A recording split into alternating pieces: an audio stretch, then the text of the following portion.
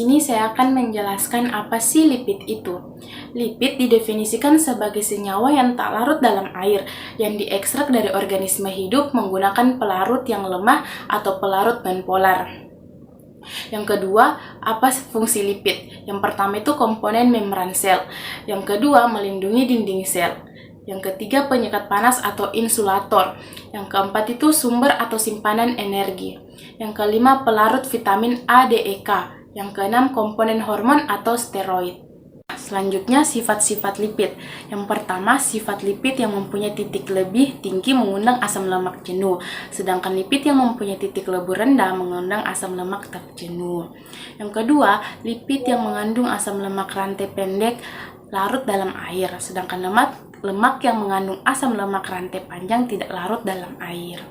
Nah, yang ketiga, lipid larut dalam kloroform dan benzena atau alkohol panas merupakan pelarut yang baik. Mengapa alkohol merupakan pelarut yang baik? Karena memiliki sifat yang polar, universal, mudah menguap, dan relatif tak beracun. Nah, yang ketiga yaitu ciri-ciri lipid. Yang pertama, mempunyai kelarutan yang rendah di dalam air. Berarti bahwa lipid sulit larut atau bercampur dengan air. Hal ini disebabkan oleh sifat kimia lipid yang bersifat hidrofobik atau tidak suka air. Contohnya seperti minyak goreng yang tidak bisa bercampur dengan air. Yang kedua, larut dalam pelarut organik, berarti bahwa lipid dapat dengan mudah larut dalam pelarut nonpolar atau pelarut yang sifatnya mirip dengan lipid. Hal ini terjadi karena like dissolve like atau prinsip kimia bahwa zat dengan sifat serupa saling melarutkan. Yang ketiga, yaitu bersifat amfipatik, berarti molekul lipid memiliki dua bagian dengan sifat yang berbeda secara kimia, yaitu bagian hidrofilik yang suka air dan bagian hidrofobik yang tidak suka dengan air. Nah, selanjutnya kategori lipid. Yang pertama itu berdasarkan struktur. Lipid dengan hidrokarbon terbuka adalah jenis lipid yang memiliki rantai hidrokarbon cincin. Lipid ini umumnya terdiri dari molekul yang berperan penting dalam penyimpanan energi. Salah satu contohnya asam lemak.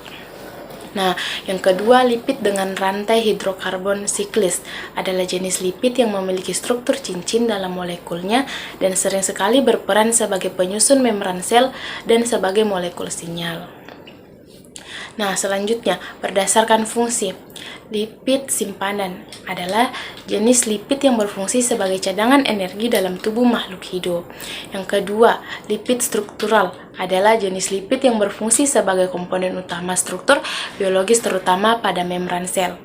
Yang ketiga yaitu lipid fungsional adalah jenis lipid yang tidak hanya berperan sebagai komponen struktur.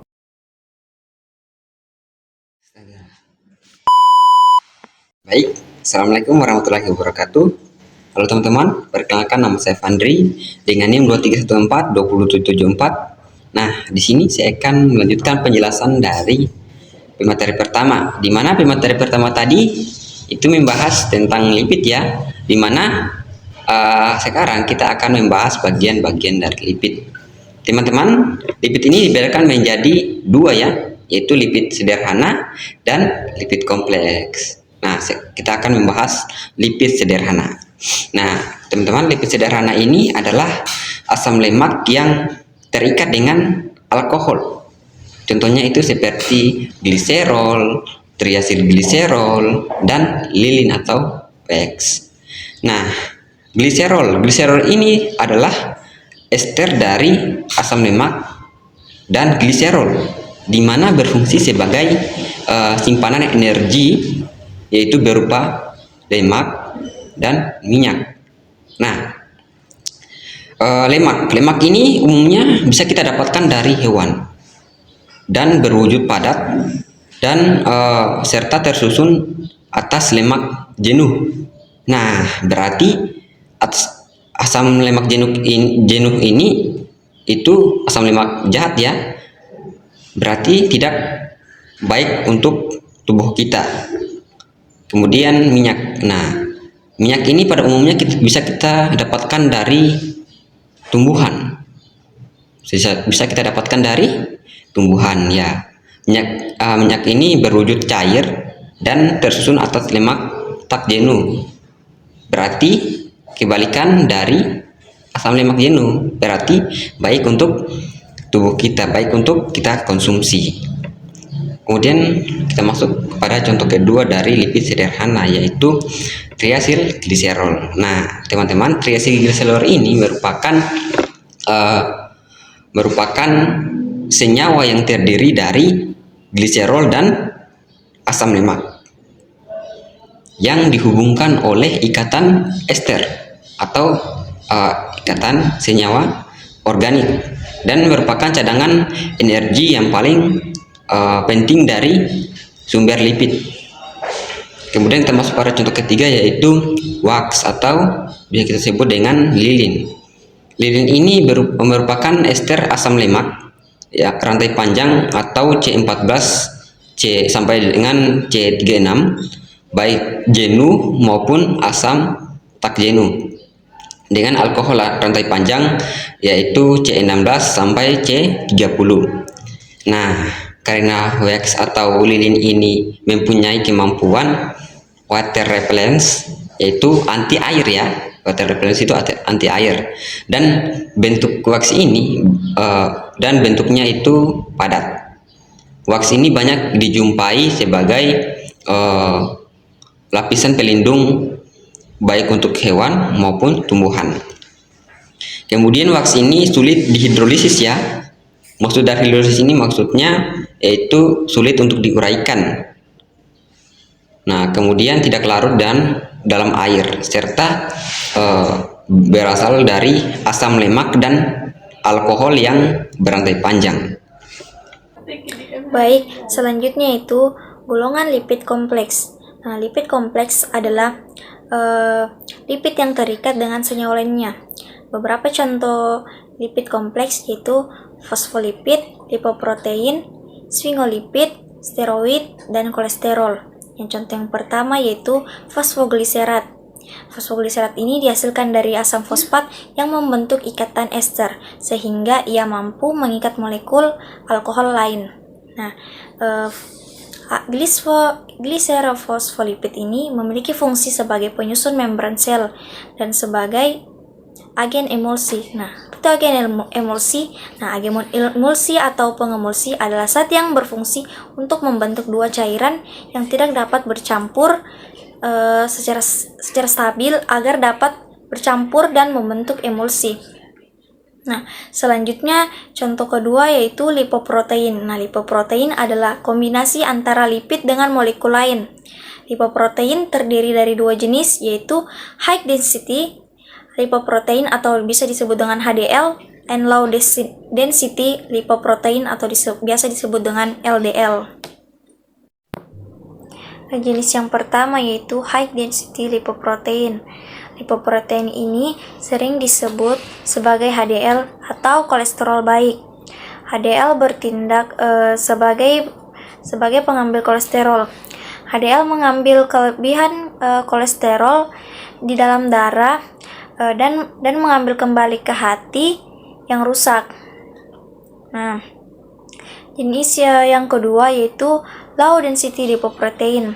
Lipoprotein ini membawa kolesterol ke seluruh tubuh seiring berjalan waktu. Beredar kolesterol LDL bisa masuk di dinding pembuluh darah dan mulai menumpuk di bawah lapisan pembuluh darah.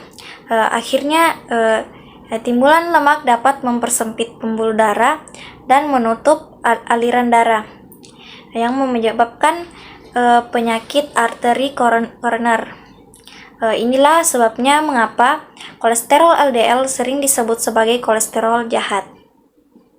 Selanjutnya yaitu contoh lipid kompleks pada sfingolipid. Sfingolipid ini merupakan fosfolipid yang tidak diturunkan dari lemak. Fosfolipid ini berfungsi sebagai penyusun selubung mielin serabut saraf.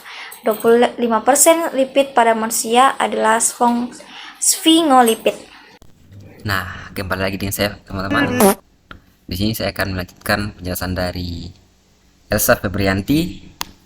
Sekarang kita akan membahas tentang kolesterol. Nah, kolesterol ini adalah salah satu jenis lipid yang berbentuk seperti lilin dan ditemukan di dalam sel-sel tubuh. Ya, ia memiliki kolesterol ini memiliki peran penting untuk pembentukan membran sel, produksi hormon, dan pembentukan vitamin D. Fungsi kolesterol ini membentuk membran sel. Nah, kolesterol ini menjadi komponen penting dalam struktur membran sel, ya, memberikan kekakuan dan fleksibilitas pada sel. Kemudian produksi hormon. Kolesterol ini merupakan bahan baku untuk produksi hormon steroid seperti hormon seks, estrogen dan testosteron, dan hormon kortisol. Kemudian pembentukan vitamin D. Nah, jika kita terpapar oleh sinar matahari, kolesterol ini akan diubah menjadi vitamin D yang penting untuk menjaga kesehatan tulang kita. Kemudian selain itu juga fungsi kolesterol ini ternyata sebagai produksi asam empedu. Ya, kolesterol ini juga berperan dalam pembentukan asam empedu yang membantu dalam pencernaan lemak. Kemudian klasifikasi kolesterol. Nah, kolesterol ini teman-teman diklasifikasikan berdasarkan jenis lipoprotein yang mengangkutnya dalam darah, yaitu terdiri atas dua, yaitu low density lipoprotein atau bisa kita sebut dengan LDL. Ya, LDL ini sering disebut dengan kolesterol jahat. Karena kenapa? Ya karena kelebihan LDL. Nah, dapat menumpuk di dinding arteri dan menyebabkan penyempitan pembuluh darah. Kemudian jenis yang kedua yaitu high density lipoprotein atau disingkat dengan HDL. Ya. High density lipoprotein atau HDL ini disebut kolesterol baik. Karena kenapa? Ya karena berfungsi membawa kolesterol itu kembali ke hati untuk diproses. Nah, penting untuk kita ingat bahwasanya kolesterol ini tidak selalu buruk ya. Ya, karena kolesterol ini memiliki peran penting dalam tubuh. Masalah timbul ketika kadar LDL terlalu tinggi dan kadar HDL terlalu rendah. Kemudian faktor yang mempengaruhi kadar kolesterol ya seperti gaya hidup kita, pola makan kita, genetik, dan kondisi medis tertentu dapat mempengaruhi kadar kolesterol dalam darah. Kemudian cara mengontrol kolesterol ini ya untuk menjaga kadar kolesterol tetap sehat ya penting untuk menjaga pola makan kita, berolahraga secara teratur dan mengelola berat badan kita. Ya seperti harus kita diet